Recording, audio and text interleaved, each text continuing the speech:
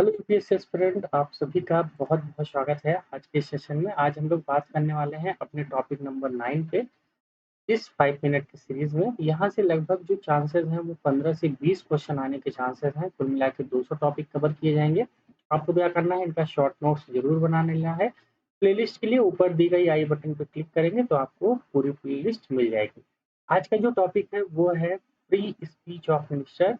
और यह जो क्वेश्चन है ये मान लीजिए आपके 2023 में यहाँ से एक क्वेश्चन आपको मिल सकता है, क्योंकि यूपीएससी हमेशा मिनिस्टर्स पे, उनके स्पीचेस पे क्वेश्चन पूछती आई है। तो यहाँ पे ज़रूर पूछेगी, क्योंकि भारतीय संविधान का बहुत ही मूलभूत बात है। ठीक है? आर्टिकल 19 मतलब अनुच्छेद 19 उस पे है ये मामला। ठीक है? तो जानते ही हैं काफ़ी इम्पोर्टेंट हो जाता है। चलिए अब बात करते हैं मामला क्या था। मामला ये है कि जो मिनिस्टर्स होते हैं, मतलब जो मंत्री होते हैं, वो क्या करते हैं, कभी कुछ-कुछ कभी-कभी ऐसा बयान दे देते हैं, जो कहीं न कहीं क्या होता है, इन्वोक करता है, मतलब लोगों को भड़काने का काम करता है।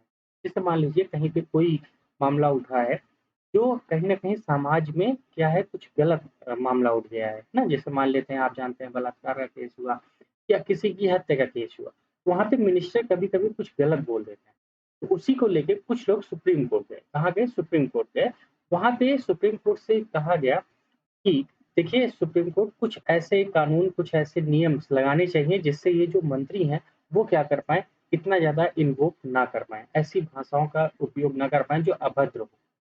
है और उन्हें, अगर वो एक सीधी-सी बात है, वो एक पब्लिक सर्वेंट के रूप में काम करते हैं। मतलब वो एक लोगों का और एक प्रतिष्ठा उससे जुड़ी है लोगों की। इस वजह से सुप्रीम कोर्ट ने उस पे अपना डिसीज़न दिया है और सुप्रीम कोर्ट ने डिसीज़न 4:1 में दिया है। मतलब जो डिसीज़न आया है उसमें 4 जज एक तरफ थे और 1 जज ने सबसे अलग बयान दिया है। तो 4 जज ने क्या बयान दिया, आइए इस पे बात कर लेते हैं। उसमें कहा गया कि एक मंत्री है, तो उसकी जो आधिकारिक क्षमता है, अगर उसके आधार पे उसने कोई बयान दिया है, तो उस बयान को हम सामूहिक ज़िम्मेदारी के सिद्धांत पर लागू करके सरकार को अप्रत्यक्ष रूप से ज़िम्मेदार नहीं ठहरा सकते। क्यों? क्योंकि देखो, कोई भी मंत्री है, मंत्री कुछ भी बोल दिया, तो उस आधार पे हम सरकार को ज़िम्मेदार नहीं ठहरा सकते हैं कि सरकार ऐसा बोल रही है। ठीक है? ध्यान रखिएगा। वहीं एक जज ने ये कहा, उन्होंने ये कहा कि देखिए, जो भी मिनिस्टर्स हैं वो पब्लिक से जुड़े होते हैं, वो पब्लिक से ही उठ के आते हैं। अगर वो ऐसे बयान दे देंगे तो जो पब्लिक होगी वो भी उन्हीं के बयान का अनुसरण करेगी। इसीलिए क्या करना चाहिए, पार्लियामेंट को एक नियम कानून इस पे बनाना चाहिए और इस पे काम करना चाहिए। लेकिन सीधी-सी बात है, 4:1 की बात है तो इनकी बात सुनी जाएगी 4 की बात, जो यहाँ बात कही गई है। चलिए आगे देखते हैं क्या मैटर था। ध्यान रखना, अनुच्छेद 75 3 और 164 2 के तहत मंत्रिपरिषद क्रमशः लोकसभा और राज्यसभा की विधानसभा के प्रति सामूहिक उत्तरदायी होते हैं। यही बात कही है, वो सामूहिक उत्तरदायी होते हैं। लेकिन इसका क्या मतलब है सामूहिक उत्तरदायी? इसमें सुप्रीम कोर्ट ने कहा कि सामूहिक ज़िम्मेदारी मंत्रिपरिषद के व्यक्तिगत मंत्रियों तक जाती है, ना कि इसके विपरीत व्यक्तिगत से मंत्रिपरिषद तक। मतलब अगर कोई मंत्रिपरिषद कोई बात करता है, मतलब पूरी काउंसिल कुछ बात कहती है, तो वो क्या होगा, किसी इंडिविजुअल मंत्री तक वह बात जाती है, उसकी ज़िम्मेदारी वहाँ देखी जाएगी। लेकिन अगर सिर्फ़ एक मंत्री कुछ बात कह दे, तो वहाँ पे मंत्रिपरिषद को हम गलत ठहरा नहीं सकते हैं। यही बात सुप्रीम कोर्ट ने कहा है। ठीक है? इस बात को थोड़ा ध्यान रखना।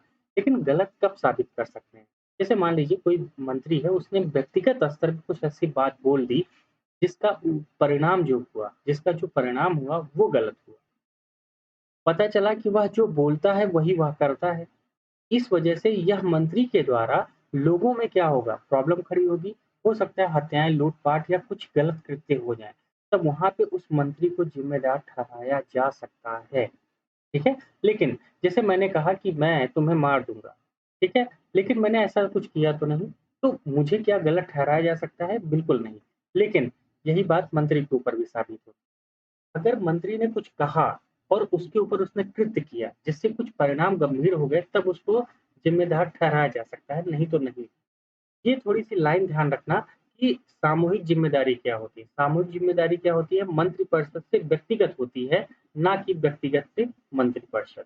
इतनी बात ध्यान रखिएगा। अब आगे अनुच्छेद 19 तथा 21 के तहत एक मौलिक अधिकार राज्य या उसके साधनों के अलावा अन्य व्यक्तियों के खिलाफ भी लागू किया जा सकता है, यह बात कही गई है सुप्रीम कोर्ट के द्वारा। अब आगे ध्यान देते हैं, एक नागरिक के अधिकारों से असंगत एक मंत्री द्वारा दिया गया बयान संवैधानिक अपकृत्य के रूप में कार्यवाही योग्य नहीं होता है। जो मैंने अभी आपको बताया, जैसे मान लेते हैं मंत्री क्या है, सीधी सी बात है, वो भी एक नागरिक है, ठीक है?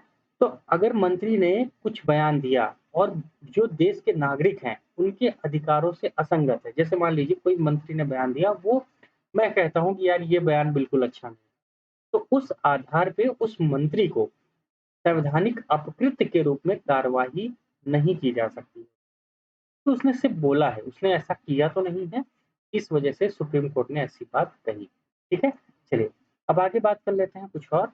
लेकिन एक बात ध्यान रखना है कि अगर कोई सरकारी अधिकारी है, जैसे आप कोई नौकरी पाते हो, आप जाके वहाँ जॉब करते हो, वहाँ पे आपने ऐसा कुछ चूक कर दिया, आपने कोई ऐसा कमीशन कर दिया, मतलब मान लेते हैं, आपने कुछ गलती ऐसी कर दी, वहाँ पे इसको एक संवैधानिक अपकृत्य माना जा सकता है, क्योंकि आप सरकार के एजेंट हैं। ध्यान रखना, आप सरकार के एजेंट हैं, इस वजह से जो संवैधानिक अधिकार है, वहाँ पे विशेष रूप से जो मौलिक अधिकार है, उनका उल्लंघन हो सकता है।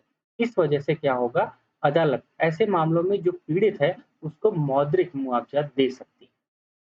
ठीक है? लेकिन मंत्री के ऊपर कब होगा, ये ध्यान रख लीजिए आप। ठीक है? देखिए, मंत्री जैसे मान लीजिए कोई मिनिस्टर है, अब मिनिस्टर ने क्या किया, कुछ हेट स्पीच दे दी, ठीक है? कुछ ऐसा स्पीच दे दिया और उससे क्या हुआ, जो परिणाम हुआ, है ना? उसका जो रिज़ल्ट आया, उस रिज़ल्ट से क्या हुआ, जो पब्लिक है वो बहुत ज़्यादा दंगा करने पे उतर आई है और उससे क्या हुआ, बहुत ज़्यादा हानि हुई है। तब कहीं न कहीं क्या होगा, जो मिनिस्टर्स है उसकी बात को कंसीडर किया जाएगा और उसको भी कृत्य के लिए आगे बढ़ाया जाएगा। लेकिन उसने बस किया और नहीं कुछ, मतलब उसने बस कहा लेकिन उसने कुछ किया नहीं, तब उसको शामिल नहीं किया जाएगा। ठीक है? तो यूपीएससी क्या करेगी, आपसे जो ऑप्शन बनाएगी वो यही बनाएगी कि एक नागरिक के अधिकारों से असंगत, मतलब मेरे जो अधिकार हैं उससे असंगत, उससे अलग हट के किसी मंत्री ने अगर कोई बयान दे दिया है, तो संवैधानिक अपकृत्य के आधार पर वह किसी भी कार्यवाही के योग्य नहीं है। इस बात को ध्यान रखिएगा। फिर मिलेंगे अगले सेशन में, तब तक के लिए आप सभी का बहुत-बहुत धन्यवाद। एन्जॉय करिए, बहुत अच्छे से पढ़ाई कीजिए, तभी आगे बात बनेगी। चलिए मिलेंगे फिर अगले सेशन में। Thank you.